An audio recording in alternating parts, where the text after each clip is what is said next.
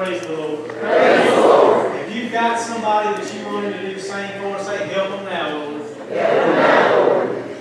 Keep praying for them. I firmly believe that prayer works, but I want to say this to you before I even get to the message this morning. It takes more than praying. It takes action. So you think about who it is, and you find out something to say, or you find out what the Lord had you say, and you go personally invite them to know Jesus Christ as the Lord of their life. Amen? I don't do themed messages well. You've heard me say that, so we're not going to try to do that this morning.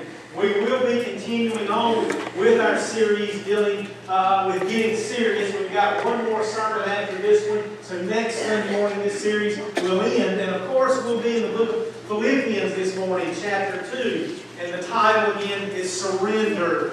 And as I was thinking about today, and again I'm not trying to make this a themed message, but I had a conversation with someone in the store the other day because they asked me, and this was right after I had gotten my hair cut, and as you mostly know, I get my hair pretty tight on the sides and the back. I don't like it long. It is what it is. And this person asked me, they said, "Sir, are you military?" And I said, "No, I'm not." And they said, "Well, I'm going to give you the military discount anyway, just because you look like you should be." And I said, "Well, I don't know if that's a good thing or not, but thank you." And she said, "Why didn't you ever serve?" That was the question that she asked. And I said, "Well, just to be honest with you, when I was young, I was a punk. And I thought I knew everything. And I just could not see myself submitting to the authority of some man or woman standing in my face telling me how ugly I was and how much my mother's breast stunk. Because I heard that's how things go." And I said, I just couldn't handle that.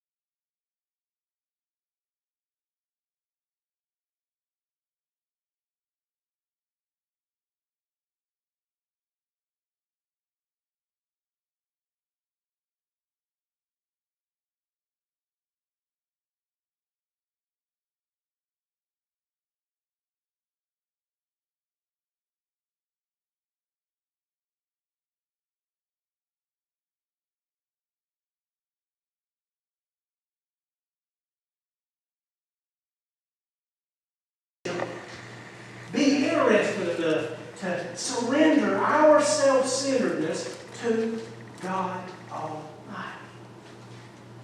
If you think that's hard this morning, say amen. Those of you who didn't say it, I'll say it for you. Amen. It's hard. But before I move any further this morning, I want you to understand something. And I want you to grasp it. I want you to pull it close. And I want you to shove it deep down in the recesses of your heart. God never said that being a child of God was ever going to be easy. But He did say, I will never leave you nor forsake you. And He did say that His grace was sufficient for you. And He did say that His strength was made perfect in our what, church? Weakness. We've just got to get to that point of surrender. That's the attitude of surrender that we ought to have. The very attitude that Jesus Christ had. But here's the thing. And you know every message I preach has a kicker. Preacher, we're moving along just fine, and then you just messed it all up. Here it is this morning. For those of you who are taking notes. Surrender is more than just an attitude. Surrender in its very essence is an action. Because here's the thing, Jesus' attitude, it drove His action. So therefore, when we get to that attitude of surrender, it should drive us to the actual action of surrender. It should lead us to physically, to mentally, to emotionally giving every bit of ourselves and surrendering all that we are to God. And that's where it gets even harder. Because by surrendering something, that means that we're letting go of it. And we don't like to let go of things. Because as soon as we let go, that means that our control is gone. But the next few points, and then we're going to get ready to tie this off this morning. What actions of surrender? We saw the attitudes. What actions should we take? The very first thing that I want to talk to you about is that we need to surrender our possessions. Some of you looked at me and your eyes crossed when I said that. We need to surrender our possessions. Now listen to what I'm saying. Don't shut me out. Inventory the material possessions that you have. Look at those things. And then here's what I want you to begin to do. I want you to release them one by one to God. Here's what I'm not saying. I am not saying that you need to sell every single thing that you've got and go live under a bridge. You will never hear me preach that.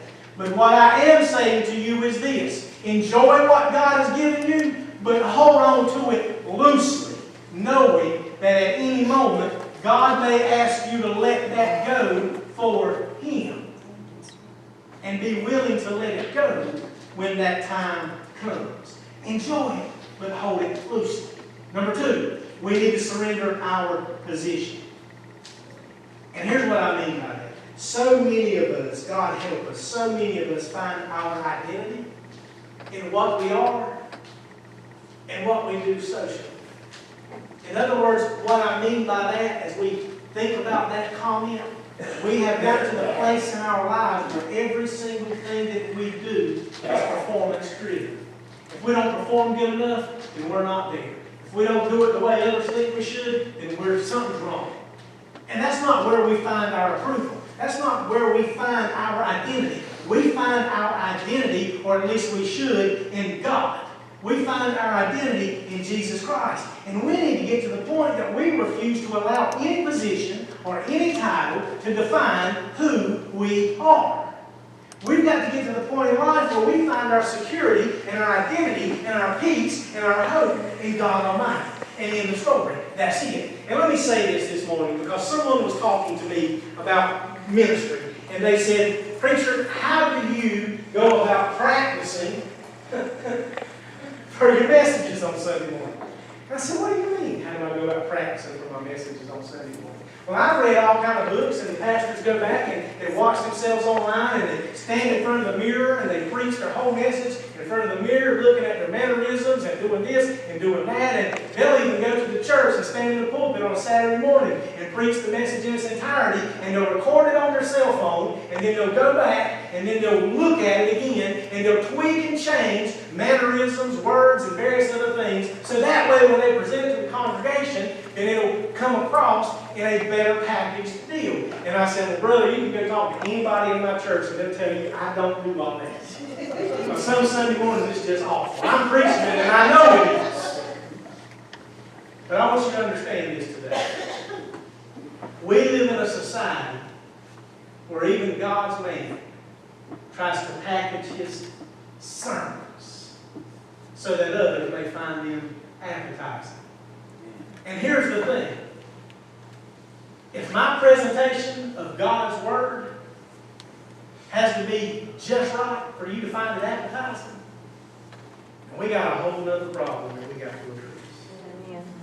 Because God's Word ought to be appetizing in its own. God's service ought to be appetizing of its own. God's house ought to be appetizing enough on its own.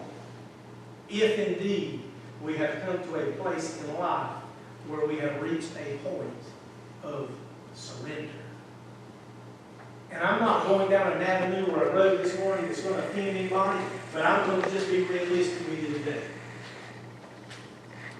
Your deacons and I are meeting, and we're looking, and we're seeking, and we're praying fervently for God to help us establish some kind of direction for a church, for our church, in the next 5 years.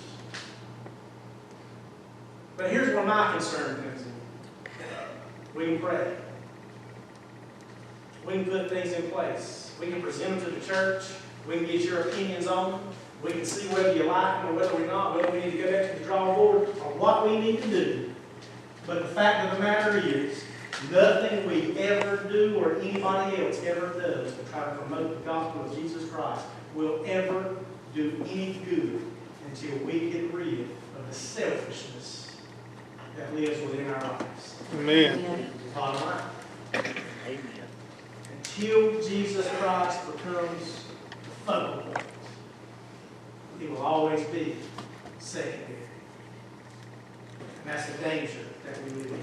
Next, we need to surrender our plans. Planning is not bad. Hear me. Planning is okay. But hold on to those plans loosely. Allow room for God to make changes. Allow room for God to rearrange things. Trust God enough to know that He knows what He's doing.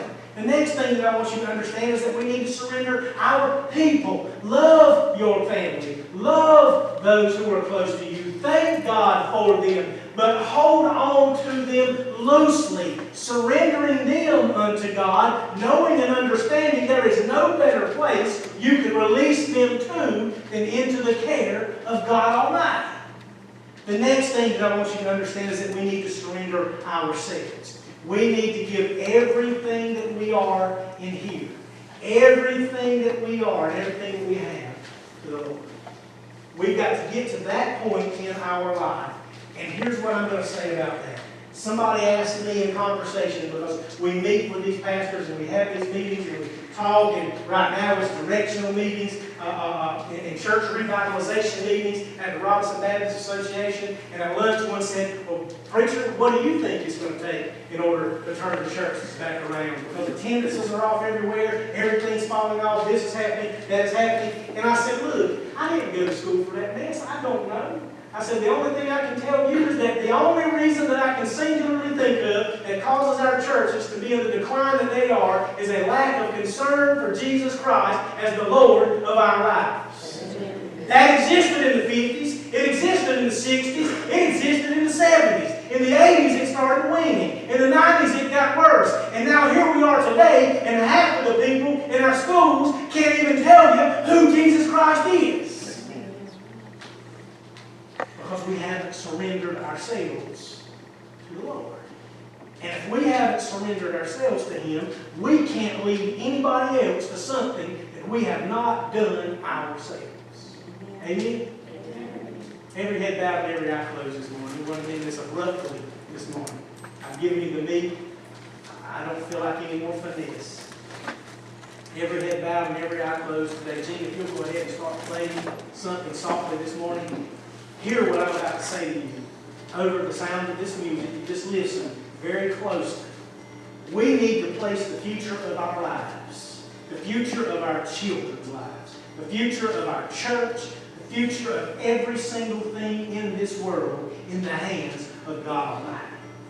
That is the only way that things will ever be the way they're supposed to be in our lives. It is the only way that they'll ever be the way they're supposed to be in the lives of others. We have got to get to a place today where we surrender ourselves, where we give Him our heart and we give Him our all. Every single thing that is within us, we lay it down before Him and we allow Him to become the Lord, the King, the Master, the ruler of our lives. Today, perhaps surrender is what your life, it's what our lives truly mean. Surrender to Jesus, surrender to salvation, surrender to rededication, surrender to service, whatever it may be. Maybe that surrender is what He is burdening your heart and soul with today. But first, we've got to surrender our pride. We've got to surrender our selfishness and kneel humbly before the Lord. Today, church, may we run to God. May we not walk, but may we run. May we trust Him fully. And may we begin the journey of faith that He has called each one of us to. May we continue down that road in the good times and in the bad times, in the tough and in the easy, because we know that we serve a God who is with us every step of the way. Today, surrender and find real meaning for your life like you have never known before. I want to ask you this, and then I'll give you the opportunity to move and respond as you see fit. Have you ever truly done it? Have you ever truly surrendered? Because if not, Jesus stands there today, waiting. He stands there today, willing. He stands there today, expecting you to give your all to Him so that He can make you and take you places that you've never known, and make you what you've always supposed to be. Just turn to Him and surrender. Every head bowed and every eye closed. This altar is open. If you want to come down and you want to pray for yourself, your loved one, some other issue, some other need, come now, give it to God, and leave it at the altar. If not, right where you are, I am praying, I am hoping, I am pleading that you will get it right with Him today. Ask Him for that person. Ask Him for that grace. Ask Him for that forgiveness. And respond as He